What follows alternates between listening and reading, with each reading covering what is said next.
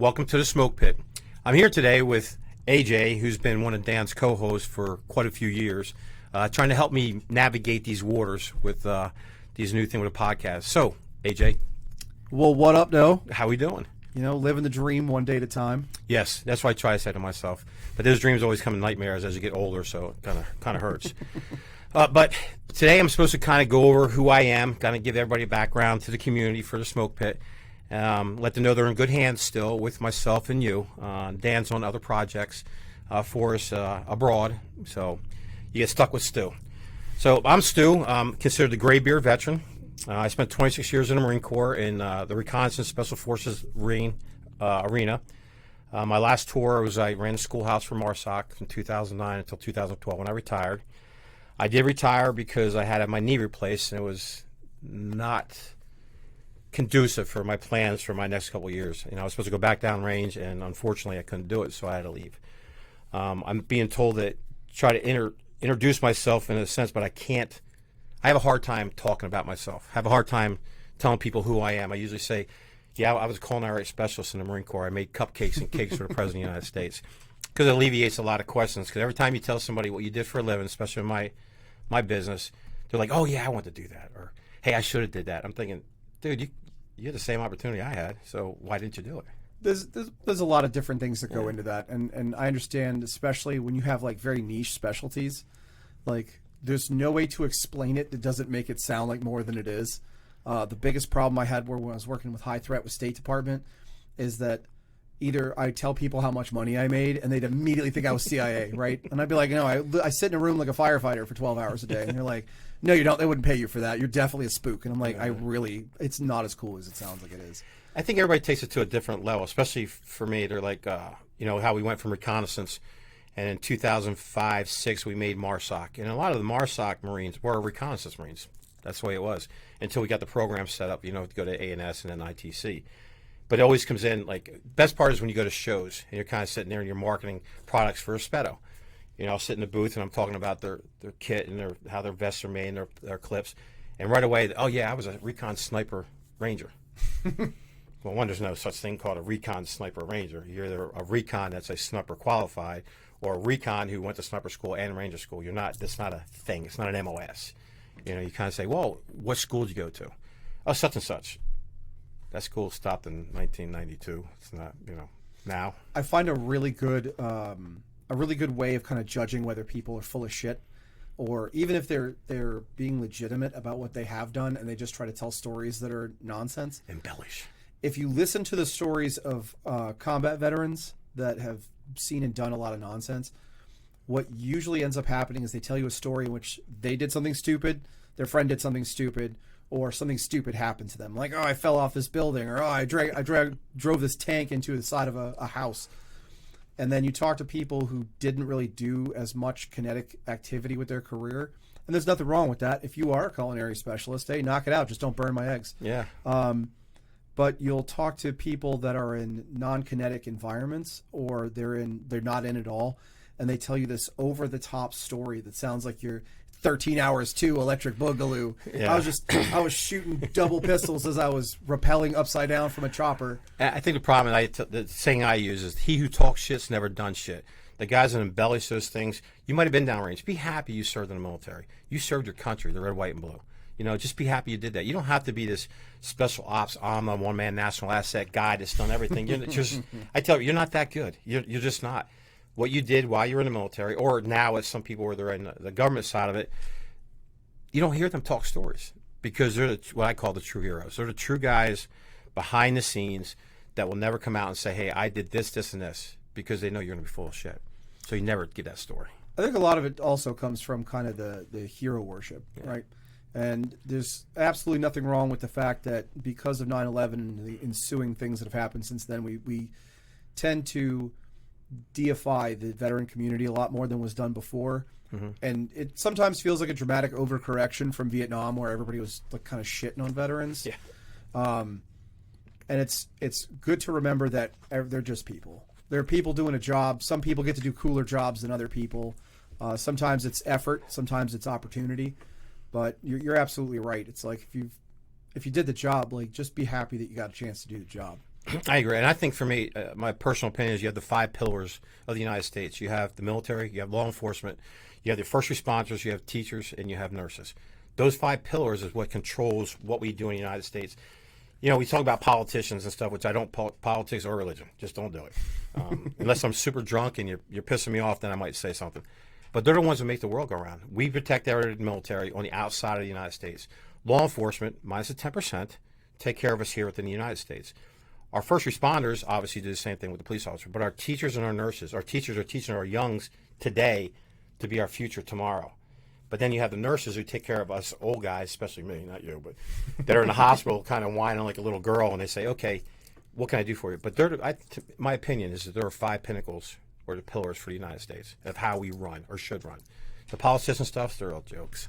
I will say, and just as a side note, because it gave me a flashback when you said nurses.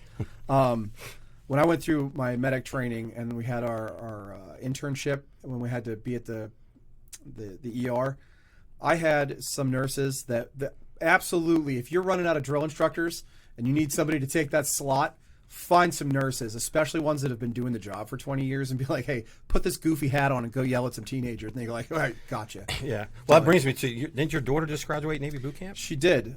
So my daughter graduated. She got, it was 13 weeks for her. She needed to redo her run due to an injury. Okay. So she got to experience the fun parts twice, is the way it came off when she was telling me about it. Right. And as a Marine, it's nice because there's a lot of the stuff about her about her general experience that I understood.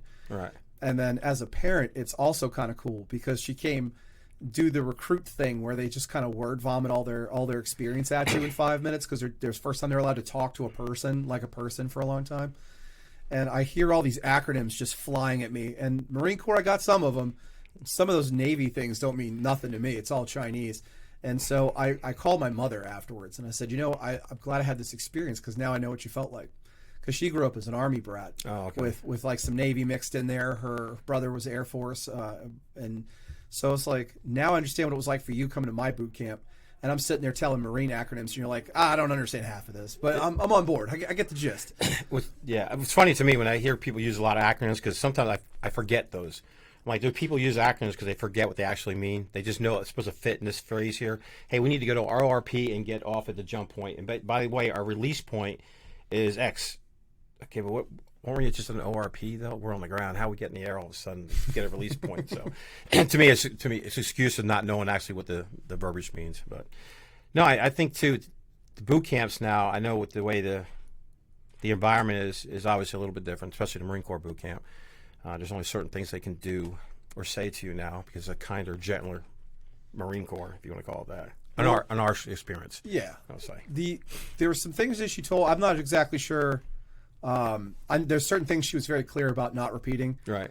Some of it was clearance issues. She talked to me about this one portion that she knows I currently have a clearance, so privately she talked to me about it, but every time she would go to remind me of a thing and there was other people around, she'd immediately clam up. That's good though. And so I said, good on you, but don't clam up, just divert. Because if you clam up, it sounds like you're hiding something. But she had integrated platoons. They call them divisions. So they birthed them separately most of the time. Sometimes they didn't. They freely interacted whenever they were doing training. I know there were some trans personnel in there, and they seemed to not have any problems. I wasn't there, so I'm not sure. But according to her, everybody kind of just treated it like other people, which was great. There were some things that were weird to me. And I know from speaking to other Navy personnel who had graduated, I would get yelled at if I said too long ago, but suffice to say far enough away that it would be more in our generation. A lot of it's the same. A lot of it's the same building, a lot of the same ceremony. Some things that stood out to me, and this is one of the reasons I wanted to point this out. They played at some point as part of the ceremony on xylophones and a couple of drums, the Pirates of the Caribbean theme song. So what's that kind of do with Navy boot camp? Is it something they did while they were in the boot camp? So I get that it's the Navy, and Pirates of the Caribbean theme song's pretty well known, and why not? There was a couple other what sounded like pop culturally relevant music that was in there. When you're hearing it through xylophones and drums, it kind of throws it off, and I don't know the names of half the stuff on my iPad anyway. Yeah. So I asked Dan about it, because Dan's the guy I go to, and I'm like, what the hell is this about? So I'm sitting there in the bleachers. I'm like, they're playing Pirates of the Caribbean theme song right now. What is going on? Where am I? And he said, and this is, I'm taking his word for it, there's no regulation that states what music has to be played during military ceremonies. So we tend to go for John Philip Sousa, because why not? Yeah. But he goes, we could have had, during change of command ceremonies, could have played Rick James. We just didn't have any imaginative officers.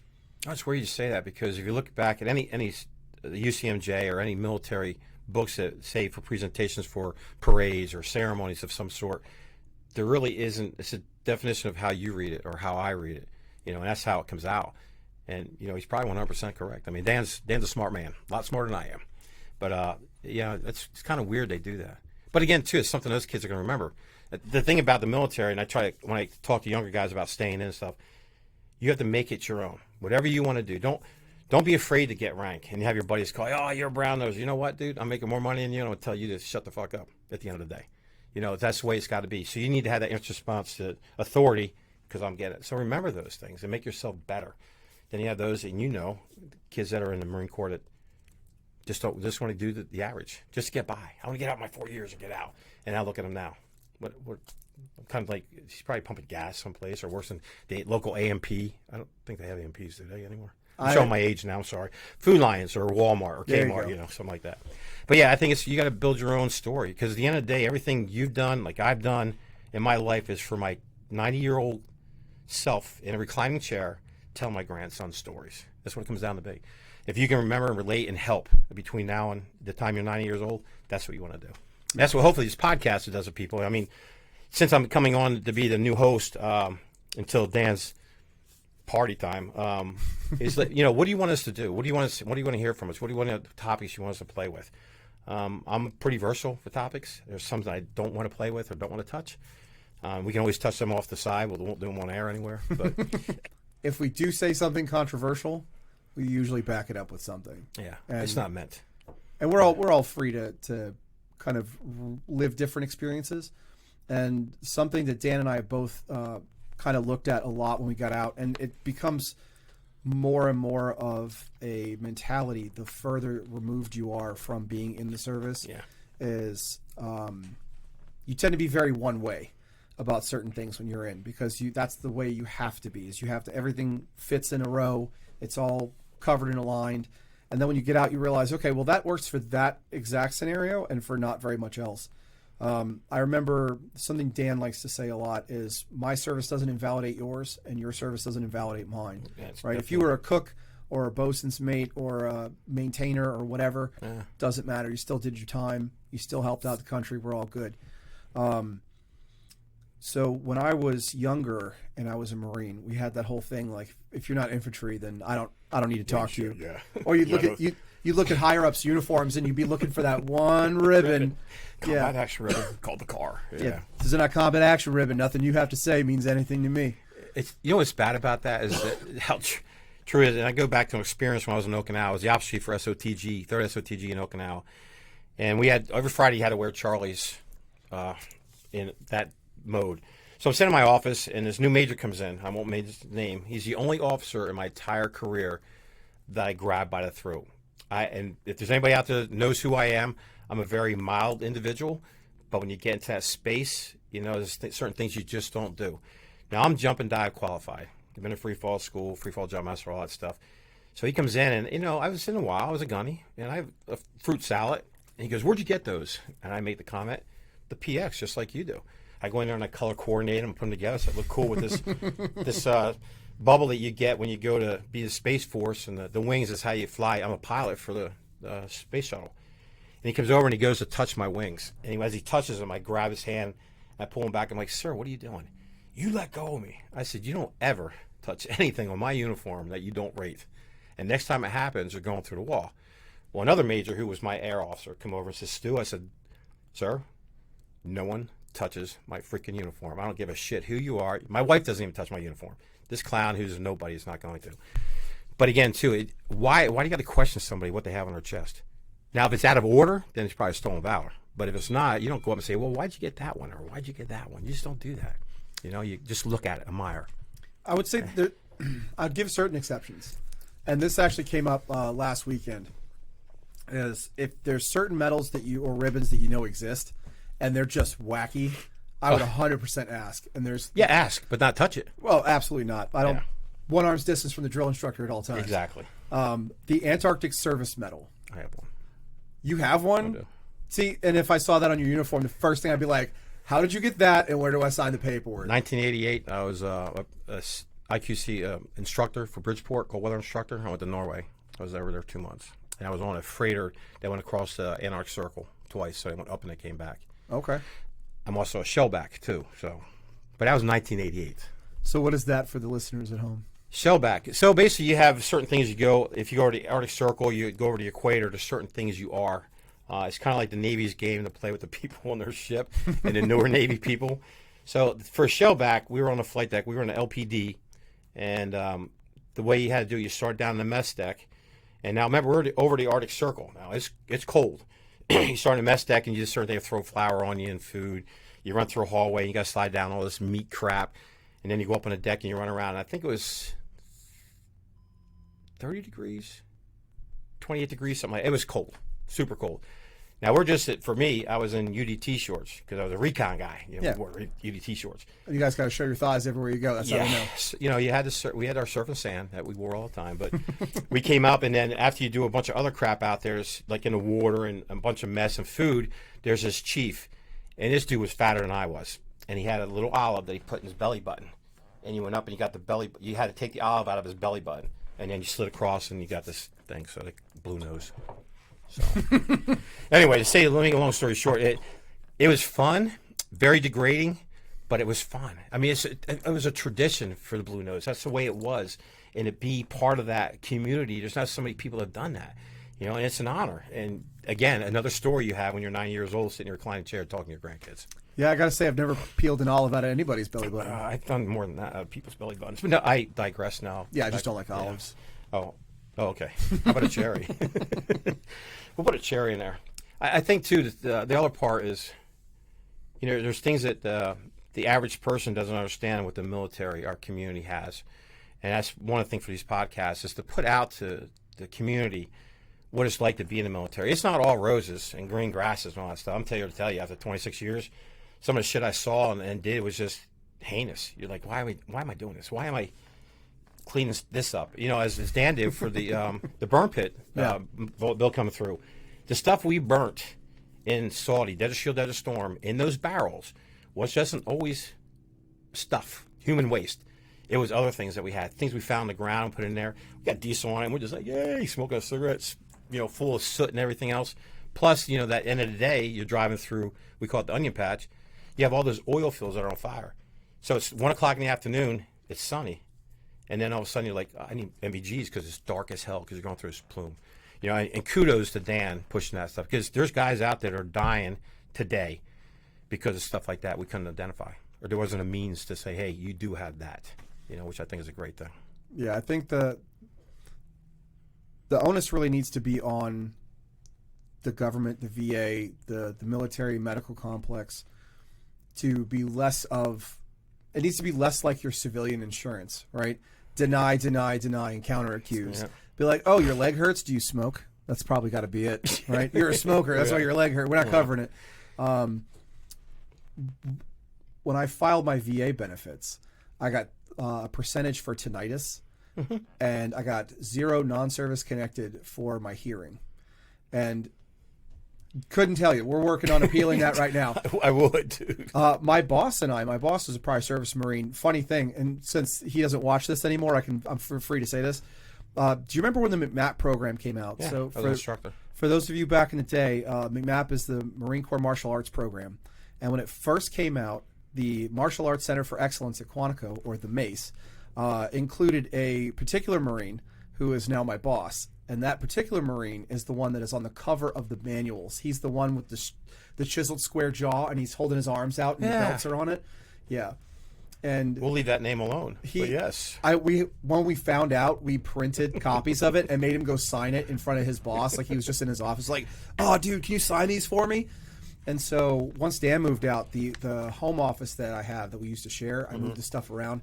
Our whole background for me is now when I do Zoom meetings, I have certs and pictures and stuff, and his signed picture is in there, and they're Velcro, so I can move it around like a Where's Waldo of my boss. I lost my place where I was going for this for a second. Talking about McMap and the person you knew, yeah. Right, so this McMap. The VA, that's what it was. He and I both went to the same audiologist for our VA appointments. This guy's got hearing aids in both ears. He was not a veteran, but he did a lot of industrial work, and he's got the heavy duty, like high grade. His hearing is he walked in, he's the nicest guy, and he's like, my hearing's terrible, so don't feel bad yelling at me. I was like, okay, and he just like cranks his hearing aids up, and he told us both, he's like, your hearing's worse than mine is, and I got these things, and then 0%, because the VA takes what they say and they make their own determinations. The caveat that as long as it's 0 and not nothing.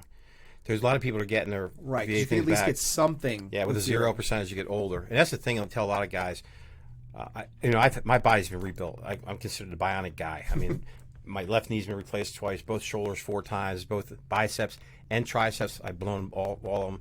I have my thumb's been rebuilt, my elbow's been rebuilt. I got a plate in my neck from a broken neck, so I have a few issues, that I got going on. Just 1 or 2. You're fine. Yeah. So I looked at it, I'm like, I got a 0 for my knee. It's fake. There's nothing in there. It's no kidding, metal and plastic. Oh no, it's because of the scarring on the front. Why do I have a 0? Well, if the scar gets bad, we can fix it because it is notated that you did put it in for the claim, and we do understand that you have a scar on your knee. But you gave me nothing for my left knee, period. You just gave me 0 for my scar. Because it's brand new. Yeah, it is. That's what a lady said to me. She goes, "Sir, it's been replaced." I'm like, "Yeah." She goes, "And it's good." Oh, sweetie. I always use the word sweetie when I'm really pissed off. I go, sweetie, which is my wife tells me, Stu, you can't say that. You gotta. So I try to digress. Young lady, training time out. That makes no darn sense because eventually in 10, 15 years, this is going to have to get replaced again. So there's got to be something in there for the VA to pay for. Oh, we'll pay for it because you got 0 on there. Yeah. I'm like, you know what? That's another podcast. We need to talk about that because I finally got my hands on the people I know in the VA and figured out why we have the issues we have. Yeah. So definitely another podcast. We'll have to do that. Absolutely. But I mean, it's hard. I mean, especially guys that are out after a while. Guys will wait because we're that proud. I'm a proud Marine. Dude, don't. Put your pants down, bend over, let them do your finger check and be done with the damn thing. Don't be so proud. Well, so the two sides of the thing is one is the onus needs to be on them. Yeah. To prove that I don't have the condition I'm claiming. If I have all the symptoms and whatever, and I'm like, okay, well, how do you think this happened to me? You think I got out and got into heavy metal at the age of 30 and all of a sudden I'm going to concerts and stuff? No, I already can't hear, so I don't bother going. It's a waste of money. But yeah, you're right. On the other side, there is that pride problem, which gets people not going. And again, just like civilian insurance, I have a feeling, I have no credible evidence except for word of mouth and anecdotes, that a lot of times the VA will reject a lot of initial claims, and then on second review, they'll go, oh yeah, that's absolutely terrible. Here's your 50, 60, 70%. Yeah. One of my guys, he went to the Marine Corps for a couple years, then he went to the Army and retired out of the Army. They gave him like 97.5%, whatever, however the math works out.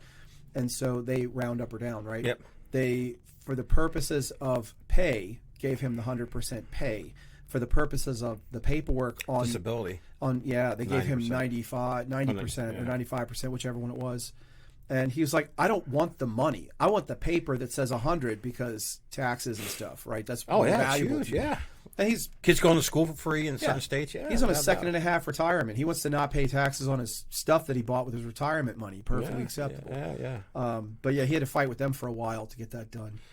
Yeah, it's amazing how, like I said, it's a whole other podcast how this VA system works and how it should be circumvented because there is a process. And if you follow the wrong process, you have the wrong person within your line of process. Yeah. Next, because they're minimum wage paid people that are really there for the job. They're not there to look at the paperwork and see what's really wrong with you. They're just there to get, well, if I deny this, we're good, and we push it aside, I get a credit for it. That's what some of the problems are. The other one is that the DC, the call center for the VA DC, I know the guy that runs it. And his exact words are, Stu, the problem we have with the call center is that a guy will call in, not getting his information he wants in 5 minutes, and asking for a supervisor, they go on and on. So they're on the phone for an hour. Ask for a supervisor if you don't have any resolve within 5 minutes. Let that supervisor get on and take 10 minutes, that supervisor, get off the phone. This way, people are waiting for days upon days to they'll be able to get through now. They'll be able to make the phone call, get what they need, and go forward. But people don't do that. My dad's a good example. Vietnam veteran. He's got terminal 4 lung cancer. He's going to die here in the next, I don't know what he's going to probably be 8 years because all his stuff's shrinking. But he'll get on the phone with the White House VA center and go, blah, blah, blah. He's on it for an hour. I'm like, dude, get off the phone. This guy's got to probably eat lunch or take a dump or something, but get off the goddamn phone with this guy. I mean, what are you doing? And when I talked to the dude I know, he said, yeah, that's the biggest problem we have. It's not the calls itself of us resolving problems. It's the amount of calls we can't get to help resolve those problems. Yeah. And I said, I'm going to have him actually on the podcast. I got to keep his name anonymous because they get death threats up there from people continuously. And I'm like, at the VA call center, he goes, Stu, you have no idea. Absolutely. How many people call and want to kill me? It's like the IRS, right? Yeah. The IRS doesn't write the tax code. They're not the reason you're paying taxes or whatever, but they're just the accountants taking the money, and people get real angry about that. Yeah, they do. Because that's the face. Yeah. Just so we're not spending too much time just crapping on everything the VA does. No, there's some good things. I will give them credit for their online processes have been a lot better recently. As it happens, this Monday past, I filed for my VA health care because I've had the disability for a long time, but I need the health care part done. Dan's going to yell at me when he hears this because he's been hounding me forever. But I filed Monday morning at 09:30. I had a phone call 11:30 the next day from a woman that was telling me that I was enrolled. My paperwork was on the way to my house with the handbook and the ID card paperwork and all that stuff. And she goes, our next appointment is here. You have to go in for a physical first, or not a physical, but like your first appointment that you do with your GP. It's an interview type thing, yeah. And so they go, here's your first 3 available appointments. What can I do for you? And I was like, that's fantastic. I've never had turnaround that fast. Yeah, they've gotten a lot better over the past couple of years. And I use my dad because I've been fighting with the VA for my father for about 13 years. And it's been when I was even in the Marine Corps as a master guns, I went to D.C. figuring my rank could help me out and go, that's my dad, bud. Yeah, I was kind of like, yeah, dude, you walk out. I don't care what rank is on your shoulder. You don't outrank this 4-star, so take your happy ass out of here. But no, they've gotten a lot better as of late. And my father now is a primary caretaker that takes care of him. So it's changed and it's doing very well as we progress. I think because of stuff like this, people are complaining and bitching and saying, hey, I'm not getting what I have. And then the guy dies 3 months later when he could have been treated and saved 3 months prior. So that's the 222, the day that we have is going to be an issue. But the VA is trying to help that now. They're getting a little bit better with trying to help that and make that. We're never going to stop it. We might be able to control it. And that's what we need to probably do. Yeah, the more vocal the veteran community is. That's the key. That's really the big thing. It's like politicians. The more you vote, the better we get a chance to change stuff. And when it comes to the VA or really anything to do with the military, the more people that speak up and the more people that let them know that this is a problem that needs to get fixed and we're not just going to wait for you to figure it out eventually, the more they kind of push in and get the job done. Yeah, because I'm kind of curious the way our stuff works as the veterans for the military, how it works for the law enforcement and first responders. Because I'm sure there's some issues they have as well. I mean, that's something I'd really like to dig into, to include, the nurses and teachers who get dirt for money. Like from North Carolina, where I live in Jacksonville, the average starting salary for a cop is $24,500. You know what I'm saying? To me, it's sinful. We have Marines. Presently, right now, I talk to that are on welfare as lance corporals and corporals. Absolutely. And they get food stamps. How can we go send billions of dollars all over the place and pay off college loans? And not making politics here, but take that money and why not give it to the military, law enforcement, teachers, and nurses? We have all these lotteries. So I wonder if they have the same medical problems as we have when it comes down to putting things in after they get out. I do know that as far as having health care while you're in, TRICARE is amazing. As long as you don't have to go to Navy Dental, right? Or Navy Medical, whatever. I can't say that there's plenty of people in Navy Medical and Dental that are great. They are. Plenty that are absolute trash. It really is all about how much effort you put into your job. Yep. But I know currently I'm a third-party contractor for the government. So I work for a company that works for the government at the moment. So I get better medical than my boss does. And he has to pay for his in like big chunks throughout the year. And then the government pays them back a percentage. And not for him specifically, but I've heard a lot of horror stories because we train all kinds of different people. We have Marines and agents and civilians and firefighters and cops. And the story across the board tends to be, not only do we not get paid enough, but our pay is sometimes not on time, and our medical benefits are not great. There's a joke. One of the comedians that I follow said, he goes, "Can you imagine there's cops and there's teachers out there, and the cops are making maybe 10 grand more a year than the teachers are, and they're both getting paid abysmally, which is terrible. Can you imagine the threat of getting shot at every day and making less money than a cop?" These teachers are having a hell of a time. These cops, you see it on YouTube, you see it on TikTok, Instagram, where these people come up and they'll actually stand on the backside or public property of post office or a federal government building and say, "Hey, you're infringing on my civil rights." Dude, why do you appear to be an asshole? I mean, I get what you're trying to prove, but that's only showing the bad side of what's going on. Show the other portion that they, at the end, said, "Hey, you can go in and do this." So show that as well. Don't be one-dimensional on how you put things on social media. And I think that's where some of our issues are today. Social media definitely leans into the extremes on both ends. Yeah. On the other side of that, and I want to talk about recruitment for a second, right? We're having some recruitment quota problems. And one of the biggest problems for recruitment that's been there for a long time has been getting applicable or people who are able to join the military. Yes. Which is a very small percentage. Yeah, it is. And it's either for fitness reasons or education reasons or Health reasons now. Health reasons, Yeah. different problems like that. And I think we can wrap, or I tend to wrap, maybe I'm wrong, I often am, we can wrap a lot of the education and societal problems of the young and the recruitment problems of the military all in kind of the idea that we don't put as much of an emphasis on education as we used to. Right. And the education that American students are getting is across the board pretty garbage compared to a lot of other countries. And while we should avoid, and again, personal opinion only, we should avoid kind of the jingoism of saying America is the greatest country on the earth and that's the only story there is and nothing else exists. We should avoid that because it's patently untrue. But if we spent more time in school explaining to people, this is where we come from, this is where we are, this is where we want to be, this is where everybody else is, then it would give people more of a broader understanding of the realities of their situation. And then you wouldn't have 18-year-old kids as much thinking they're supposed to graduate, spend 4 years at adult summer camp, and then get a job making $100 grand a year, right? And it's not entirely on them. Like they see people on social media, and this has always been the problem. This is a problem that we look at TikTok and Instagram and Facebook. If you're older, then we say, you know, the grass is always greener on the other side because social media portrays just how well you're doing, right? Yeah, yeah. I was on a boss's Instagram a couple days ago because he called me and I didn't recognize the number, or texted me to confirm. And I looked at the number and then he said, hey, man, this is a boss. I was like, okay, cool. You know, somebody who actually knows to introduce. Okay, cool. Yeah. So then I went on his Instagram to get his corporate headshot because I put it on the phone. So that when it rings, if he calls me or texts me, I'll see it from over there. I go, okay, that's a boss. I'm about that. And I see all of this, right? And good-looking guy. He's very successful. Oh, dude's hot. If I was a girl, man, I'd be married with me right now. I mean, it is what it is. And doors, that is. But you look through there and you go, for a second you think, well, what struggle does that guy have? And you go, nobody's born in a vacuum.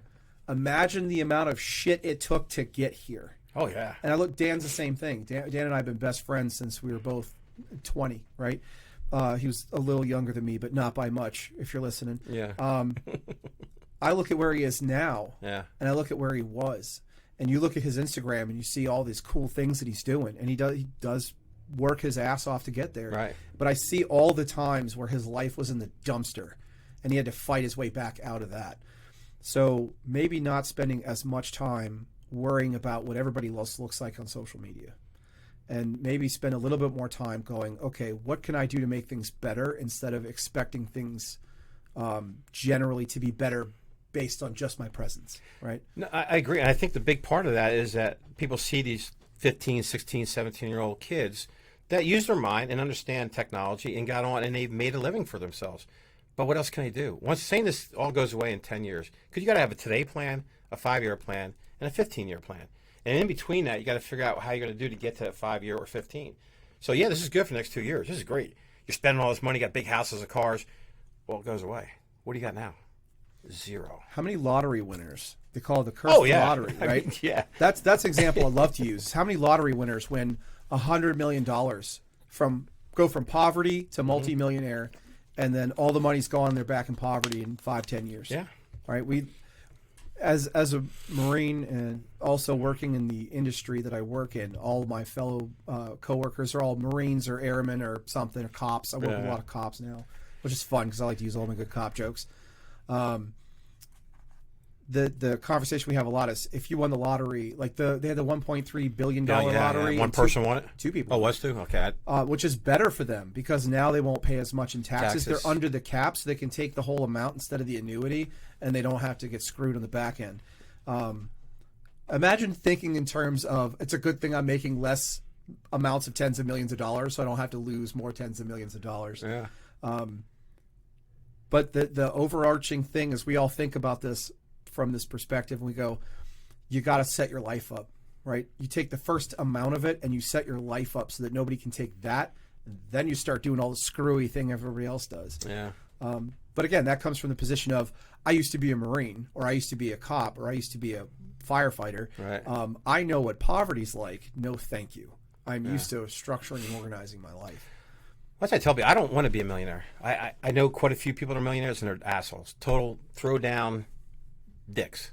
But when I have them, when they're, in a super room with a bunch of other guys, they're cool. But out in public, they're just, they have this thing, they're entitled. My personal opinion from the ones that I know. So like, well, why not? I said, because I live a good life. I have a great wife, the happy life, happy wife. I got a great life. I have a great house. I have a property. I have 4 dogs. I have a family that loves me. A boss loves me sometimes. And I'll tell you a story here in a minute about a boss and I back in the day. But I mean, I have a very good life. Do I make a lot of money? No, I make enough to pay my bills, put a dip in my mouth, and drink a beer. And I'm content with that because, at the end of the day, my grandson is taking care of life. His college is paid for. He's got a 401k that'll last him until he's 25. He's got another allotment that I have out so when he's 30, in case he blows it all when he's 25, he has another backup when he's 30. So I already planned all that out. I wish someone had told me that stuff when I was 16, 17, 18 years old. To have that investment plan. I'll be 60 in a couple months. Well, 60 is kind of like for your annuities and some of your other stocks, options, and your 401ks where they start opening. 65, obviously, is the true time to be able to do that. Put $10 away, $10 a week or $10 a paycheck into one of those growth funds. Now we're getting into financing, and make your life good because this is all grander when you have all this money, but everybody and their mom comes out of woodworks. You got more friends than you thought you ever had. You're like, who the hell's Jed over here? I'm your toothless uncle from Louisiana and stuff.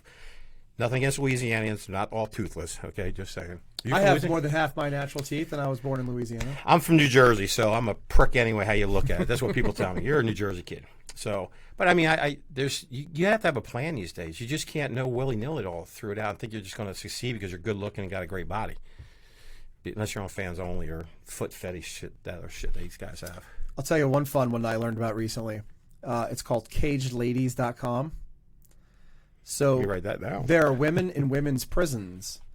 Turkey. And not prisons, sorry, jail, because there's a difference. They're under a year sentence, and they have iPads that they're allowed to use during their whatever time. And I had a friend of mine who's kind of he's an outdoor cat. That's what we call him. I used to call Dan that too. So when I met this guy, I was like, I know your type. Yeah. And he was like, yeah, I used to get on there all the time, and I would like find nonviolent offenders and like set up dates because it'd be great. And I was like, that's an area that even there's no level of single I've ever been where I'd get on cagedladies.com. No. But it's an option. Yeah. I will say, and I want to wrap this back around too, because at the beginning you had mentioned the difficulty in introducing all of your skills, abilities, and talents, right? Was it knowledge, skills, and assessments? Yeah. The idea that we all have that built-in thing where we're a door kicker, no matter what you do. Like, and again, my daughter's Navy boot camp graduation, they showed videos while everybody was waiting for the ceremony to start. And it's those ones the recruiting office always shows you where it's like the maintainers like fixing the aircraft, and then it takes off and shoots some things, and then the guy's working on the Aegis missile defense system, and it's like firing rockets out of the air, and the hard, heavy metal soundtrack with the deep bass in it. Yeah. About halfway through the video, in between a deck gunner and the Aegis missile defense guy, there was 2 culinary specialists. And just to make sure you didn't get it wrong, they're wearing shirts. It says culinary specialist. And they're like flipping meat on a grill, right? And they're just like, yeah, and there's like a flame in the background because you're using the thing wrong. And I'm thinking, you know, it's half and half for me because one, glad they're included. They're really. Yes. I go to chow more often than I fire missiles. Exactly. Yeah. On the other hand, I'm like, why you got to do that to them, right? Stick them right in the middle of the two cool things. Be like, hey guys. But we all have the thing where our job is the thing that we remember the time of kicking doors. Yeah. And when you got out, you could have stayed in and done some kind of admin job, but you said, if I can't do my job as a door kicker, I'm good. I've done my time. I'm getting out. But at the same time, we've got to remember, if you're going to kick doors for a living or if you're going to make food for a living, don't forget that at some point, no matter how old you are, or young you are, or how in shape you are, or how many days you go to the gym, or how much protein you eat, the day comes where the mission ends. Yes. And you got to be set up for the day the mission ends. Yeah, I think for me, my philosophy, for me, Stu, is that when I wake up in the morning, I look in the mirror. If I can't smile at myself in the mirror, well, I'm a joke anyway, so I always smile. Then I turn my happy ass out and I go back to bed. I tell the people that. If you can't look at yourself in the mirror and smile before you leave that house, turn around, go back to fucking bed, and think about it. I've had people go, well, if I turn around, I'm going to be late for work. Dumbass. It's just a saying. It's nothing like a literal thing. Hey, you got to smile yourself in the mirror or go to bed. I was literally thinking in my head, I work for the government, man. Come on. I'm like, don't make this hard. You know, but the thing is that, good example, 2 days ago, we're in Food Line. Young lady comes up, and you could tell she has some issues. There was something not quite right. And my brother-in-law and I were picking stuff up. We were smoking a brisket. And she was looking through her change, and I asked the lady, I said, how much is her bill? She said, $16. I gave her $20. And she went, yes, no, give her the change. Tell her to put her money away, give her the change. She goes, why are you doing this? I said, because I can. Why not? Why I got to be an asshole and watch her struggle pulling 45 cents out of her wallet when I know she doesn't have it, because I can see in her wallet she's got no other money.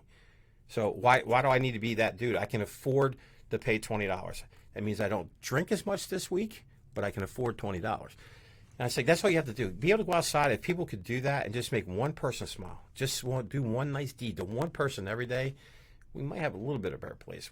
It's still going to be bullshit 9 times out of 10, my personal opinion, because people just don't listen. They always got to have a negative approach to everything that's said, whether it's good or bad, is always negative. I call them the internet trollers, because they can't come out and talk to you face to face. They got to talk to you through a damn box.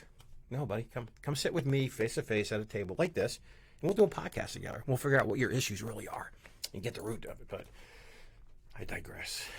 Well, thinking about the social media point too, is one of the benefits of any kind of service, and even your 5 pillars. Think about nurses and doctors or nurses and nurses, teachers, law enforcement, first responders, military, are all communities where someone at some point, for the most part, minus 10%, chose we instead of me. Yes. Right, and that's kind of a big thing on social media right now. Is kind of the flagpole of what needs to make society better and what people are thinking about. I know there's a lot of debate over the the student debt relief. Yeah. What about mine? Not going to get into that because politics is an area where I'm going to get yelled at one way or another. Yeah, really.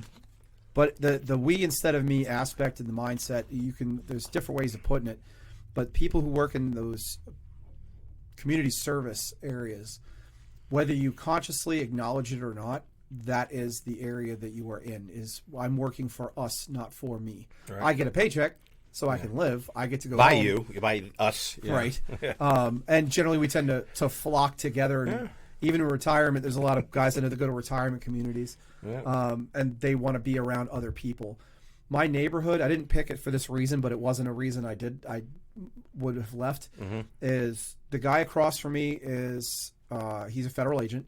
I'm not going to start pointing out any more than that because he's cool with me saying that. Okay. Everybody else in my neighborhood is former SF, MARSOC, Army, Delta, whatever.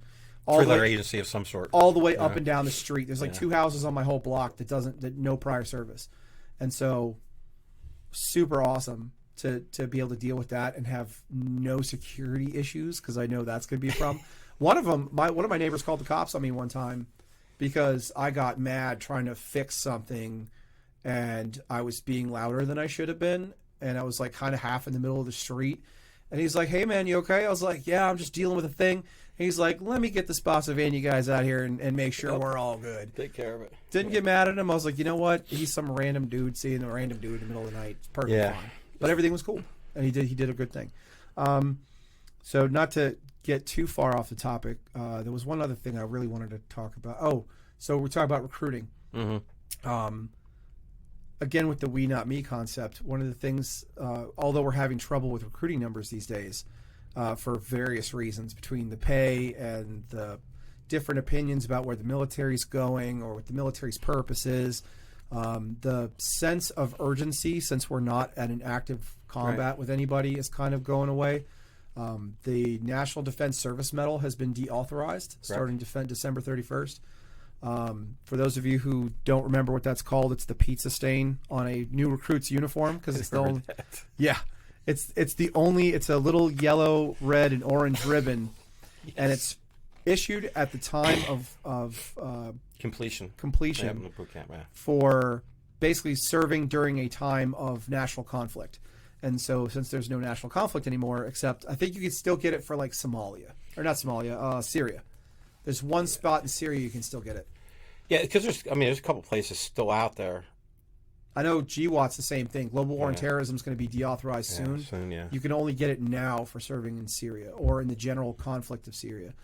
So I'd imagine that's got to have some kind of influence as to, why am I signing up to a military that's not doing anything? Which is kind of the wrong way of looking at it for me. I'm like, get into the ground floor, right? Yeah. Like the next thing that pops up. Every 10 years. It seems like every 8 to 10 years. In my experience, for my 26-year career, seemed like 6 to 8 years. You had, for me, my first one was we had praying mantis in the Mediterranean.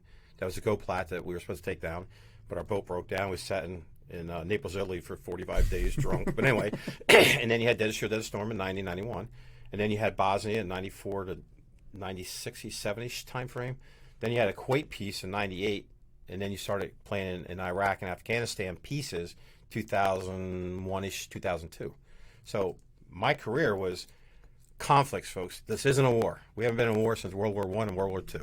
All right, just all get that. I get yelled at for that, so I'm making a claim here. Conflicts. So you have that, but now there's other stuff coming up. Things like for Ukraine. What's the backlash going to be on if Russia can make a push, or if Russia doesn't make a push? How's China going to interact? There's going to be something happening here in the next 5-6 years. Mark my words. So, yeah, I will say, at least despite our recruiting issues, we're not having the ones that Russia's having. Yes, no, they are. What a segue. Ours was, we have to kind of offer the younger generations more to get them to volunteer, because being an all-volunteer service is what kind of keeps us sharp. Yeah. Right. If you have all people that want to be there, or at least wanted to be there, and they signed the paperwork and changed their minds later, at least that kind of benefited us in that way. The Russian government just signed a piece of paper that said they're going to conscript, draft, whatever, 330,000 people. And there was apparently a top secret rider attachment that said they could also draft another million, to include, as it turns out, they arrested like 1,300 protesters, anti-war protesters. Yeah. They're going to draft all of them as well. It could be good. It could be bad. They could be. They're going to make their own little foreign legion, because foreign legions are all a bunch of criminals anyway. I mean, that's why you get into foreign legion. You got Wagner Group and all of them. But man, they're getting their absolute asses handed to them. And I was thinking about this the other day. I was thinking about this morning when I was getting out of the shower. You were talking about earlier with, you don't really know what the day-to-day is until you're in. Yeah. One of the biggest problems for the Russian military has been their equipment failing because of lack of maintenance. Yeah. They buy cheap shit. I saw one report that said that the reason so many of their vehicles broke down or just couldn't drive any further is they were buying cheap Chinese knockoffs of American military tires. And they were popping and breaking and having problems. And they had no infrastructure to replace them. And when I heard that report, that was the same time I remember being in Iraq, and they have our Humvee tires have the run flats on the inside, right? And then it's the run flat, the rim, and the shell. That's the three parts of the tire. And there is a machine that exists that will put all of those three pieces together and then drop the tire and grab the pieces and put another tire together, and it keeps just automatically. That's not what the Marine Corps does. The Marine Corps gets a couple lance corporals and a ratchet strap, and they have you take this ratchet strap and wrap it around the run flat, squeeze it into a figure 8 shape by just compressing it real hard, and then you shove it into the shell of the tire, and you kind of force the other side in with a big metal pry bar. And once you finally get it in there and it pops and it's inside, you take the strap off, and then you put the rim on it. And I was like, imagine how bad it's got to be for them with their cheap Chinese knockoffs of American military tires and their vehicles falling apart when they're not having to go through that process. Like, I already have to do this ridiculous amount of work. Like, how much worse? Because some of these guys didn't have sleeping bags. Some of these guys, it was like Valley Forge for them, only they were attacking someone else instead of defending themselves. Yeah. It's amazing because anything you need in the military, I know for the Marine Corps, like first time I went to Iraq, it was easy for me to control my company. I was a company ops chief from a vehicle, so I got in the turret, and I had a 240 Golf. I haven't shot a 240 Golf maybe 30 years ago. So I'm sitting there loading up, getting everything set up, making sure my little cart's good. I'm sitting there, and this Lance Corporal comes in, and he's our weapons guy. I said, hey, Lance Corporal, can you go up here? He goes, yeah, Top, hang on. He jumps up there. He said, what do you need? I said, how do you use this? How do you work on this thing? So he goes through disassembling, assembling, how to clear jams and all that stuff. He says, Master Sergeant, you didn't know that? I said, dude, no. I mean, you a gun, a rifle, a shotgun, explosives, pistols all day long. This thing, I'm clueless. I said, it wasn't for you giving me this 10-minute class. I said, and thank God he did, because, sometimes you need that thing. But I went to, as a master, I went to a Lance Corporal because they are experienced. The younger guys, the PFC Lance Corporals, have all the experience now. I had all experience then, 15 years ago. So I just forgot about it. Yeah. So that's the thing. When you talk to people doing that, more of the we. How'd you say it? We, not me. Yeah, we, not me. Yeah. So this Lance Corporal shitting his pants on a Master Sergeant in the United States Marine Corps going, oh. But, because of that kid, it kept me alive. And it's just weird how we look at certain things as we get older, especially in the military. I've seen it change from where I got my ass handed to me in boot camp. I mean, I was a big gear locker recruit with this other guy named Gannerton because I was a 250-pound dude that was 6 foot. I ended up coming out at 175 pounds. But we were the big gear locker recruit. You screwed up, you come and saw me and Gannerton. We link you up, hook you up real quick. And I had 2 drill instructors that were reconnaissance Marines. So before I got out of boot camp, they said, hey, Stuber, come here. I'm like, what? He says, what's your MOS? I said, I have no idea. I went open contract, I think. I said, oh, no. So I'll tell you the quick story. We'll make it fast. So I, went to college, got in the workforce, worked in Lake City for a couple of years. I came home one day. I was drunk. It was a Sunday, and I'm sitting on the couch. My father's a Vietnam veteran. He makes no bones about that. He will smoke your ass in 10 seconds, and I think twice about it. I'm sitting on the couch, and I see a Marine recruiter film come on, marketing. I'm like, yeah, I'm gonna go be a Marine. And my dad's exact words says, they will beat your ass and throw you out within the first 2 weeks. Monday morning, the next day, still hungover, saw the Marine recruiter. I took an ASVAB test. Wednesday, I went to MEPS. They gave my ASVAB scores. Friday, I was in boot camp. I told my father Thursday night that, hey, I'm getting on the bus tomorrow morning at 04 to go to Marine Corps boot camp. And he thinks, want some water, AJ? Thank you. So when I retired, I said, I don't know who won that bet, but the bet was that I would never make it through boot camp. So 26 years later, here I am, and I got a full pension. I get paid pretty well to get out of bed as a master guns. I'm broke as shit, but ask my wife, she'll tell you that.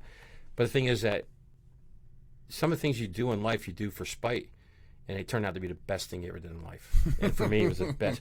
I would never change it again. I mean, did I deploy a lot? Yes. Am I fortunate to have one wife? Yes, because my wife put up with shit. I have one kid because you got to be home to have kids. So if she had any more, I'd be like, where's Jethro at? 'Cause that's our big joke. Whose size 13 shoes are they on my? That's Jethro. You better get his ass out of my house before I come home. You can ask a boss too. But again, too, the experience you have in life, it goes full circle. Just because this all looks great and shiny right now, it's a shiny object. They get dull after a while. It really does. Until you can get to a place where you can make it shiny again. And sometimes it takes a while. Sometimes it never happens. That's the issues we have with the suicide we have. You can look at somebody. I can look at your face right now, and you look like you're on an even plane. You're in a good self. You're good. You could go outside and you end up putting a bullet in your head. How do we fix that? How do we get that level of where you can reach out and talk to somebody? Hey man, I got an issue. I'll be the first one to admit it. I didn't do it, and when somebody jocked a knot in my ass, I realized that If I got a problem, I'll go cry. I'll go talk to people. We have a meeting. Not to digress a little bit. We meet first Saturday of every month at Denny's in Sneeze Ferry. So you get a bunch of old recon guys come there, and it's good. It's kind of a pulse. Where's everybody at? Because most of these guys that are in there, were in the same position I was. They can look in your eyes and understand your pain threshold, how much pain you have by looking at your pupils, right here in this state, in Virginia. So, I mean, if they can do that, how can we figure to use that same medical technology or piece to look in your eyes to see if you're thinking about committing suicide or if you're in a bad place? And a lot of that goes back to, again, circling back around, is if the government wants to offer me a contract, I can help them out with those recruiting numbers. It's marketing, right? It's seeing the previous generations and seeing where the failure points were and not paying enough attention to that sort of thing, not looking at your Marines. Like, one of the reasons they started putting name tapes back on our uniforms. Yeah. I was trying to think about the old fatigues, utilities, BDUs, whichever one you used to call it. My daughter calls them endos, the ones that they wear, the green ones. Oh yeah, the new ones I have. And she kept saying that word, and I was like, I don't know what that is. She goes, my uniform that has camouflage. Fatigues. I was like, oh, you mean your camis? And she goes, okay, camouflage utility uniform. There was another one she used to use when she was talking about when they recycle kids. We just call it getting recycled, right? Yeah, like if you have something broke or you failed something, they call it ASMOD. It's administratively modified, right? Because they're modifying their contract to include the extra time. But the way she was saying it, again, word vomit from not being allowed to talk for so long. Yeah. And I had to ask somebody else because I want to ask her directly. And I was like, what does this mean? She goes, ASMOD. It means, or I said, she keeps using an acronym that sounds like they were just giving out asthma to everybody. And she goes, oh, you mean ASMOD. It means this. I was like, oh, fair enough. But including, this is a thing I do all the time. You and me both. If we're trying to fix the problem with both recruiting and taking care of our people, and it's nothing is a one bullet fix. No. But bringing back that community sense before they even get in, building it while they're in, and then building people to understand it's not, oh, you're not re-enlisting, cool, there's the door. Don't let the weight of your terrible decisions hit you on the way out. Yeah. Right? And the military's trying to do a better job, and I see that. But I did SEPs and TAPs, right? And my SEPs and TAPs class was a lot of how to make a resume. Yeah. And so one kid goes, I'm infantry. How do I write this? And he goes, do you want to be a janitor or a cop? It's a shame they do that. And it really is. And that was a longer ago period than I care to want to admit. But in fairness, maybe the attitude changed. I don't know. But that's not the attitude to have. The attitude to have should be, oh, well, you were infantry, so you had X number of millions of dollars worth of equipment assigned to you, and you were supervising X number of people. That's the getting out part. But the once you're out part, and we did talk about this earlier, is, maintaining relationships with those people.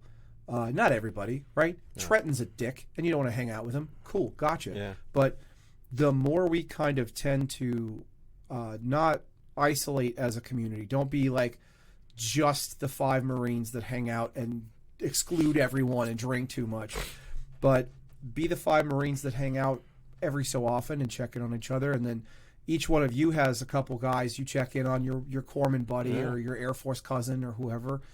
And then as civilians, we should be doing the same thing, right? Especially as prior service, and now we're civilians, we should be teaching the regular civilians how to do the same thing. Because, they don't want to admit it, but they take a lot of our cues, and they go, what? One thing my daughter said when she graduated, she got 8 hours of liberty. When you graduated boot camp, did they give you like the 10 days of recruit leave, or did you go straight to your next school? No, I had to check in the camp guy or go to SOI. So they took me from South Carolina. Well, it's here in North Carolina. Went down. Once I checked in, I got 10 days of leave. Oh, okay. Because your parents were allowed to come with you, like us grunts. They took us down there to check in, and our parents, I left with my mom and dad and went back to Ocean City, New Jersey for 10 days. Yeah, for us, when I graduated in 2004 or 5, something. Yeah. 2004, I think. Yeah, there you go. We had all our paperwork done. We had family day. We had graduation day. When graduation day happened, they were like, Annus Dominus, go forth and do great things. That was it. You left. Yeah. All your shit was packed by your barracks door, and so your parents would drive you over to your barracks. You'd go like wave at your drill instructor now that you were supposed to be a person again. Yeah, you say, "Get out of here, turd." Yeah. I don't want to look at you. You smell. Yeah. And then 10 days. Yeah. They got 4 hours, give or take, if you were stationed in the same place. Like if you were just going to grab your shit and go to the next barracks over, Right. you got like 4 hours of liberty, and then you had to report back. She was going out of state, and if you're going out of state, you get 8 hours of liberty, give or take, and then you have to report back. And so, right? Like I had to drop her back off. They didn't even let me drive her back on base. I had to drop her off at the gate, and she had to walk back. I was like, that's hardcore. Be like, shit. Here, go That's see Navy? They were like, go see those people that love and care about you, then get your ass. Yeah. Right. Wow. And I was like, Kudos. but one thing she had mentioned is, she had one of her friends was there from high school, and her friend was trying very hard to like kind of communicate what's been happening to her for that 13 weeks. Right. And so they're kind of talking at each other about disparate experiences. And she had talked to me at some point after, and she's like, it's not that I don't care. It's that it's kind of completely different levels of how important shit is. And she goes, I've readjusted what I think is a priority. And so with that, the same thing with the civilian population or the non-veteran population. There we go. We have to use that. We'll coin that. There you go. Yeah. So, if they could receive a training of some sort that would teach them things like that, say in high school, then when they were moving on, even if they didn't go in the military, if even they went to college, just live their lives, having an understanding of prioritization and looking out for each other as a group in more than just the you go girl on the internet sort of way, like that would probably dramatically improve a lot of the situation across the board for Americans. Like, again, it's I agree, and I think the caveat to that is that the reason we don't have like my day, I hate to use that word my day because I'm not that old, but when I was first got into reconnaissance, 2nd Recon Battalion, my first 6 months there, I had a shaved head and I wore my sweats inside and out. You're nobody. You're worse than a turd. You're that turd that's underneath the totem pole that's got moss. That's what you were when I got to 2nd Recon Battalion. But over the 6 months, you learned how close you got real close to your team, you got real close to your platoon and to the company that you were in. But after that, when they allow you to wear your sweats the right way and you wear surf and sand with polished boots, you understood the camaraderie is because we didn't have the internet. We lived in open squad base. I lived down on Onslow Beach for 5 years in open squad base.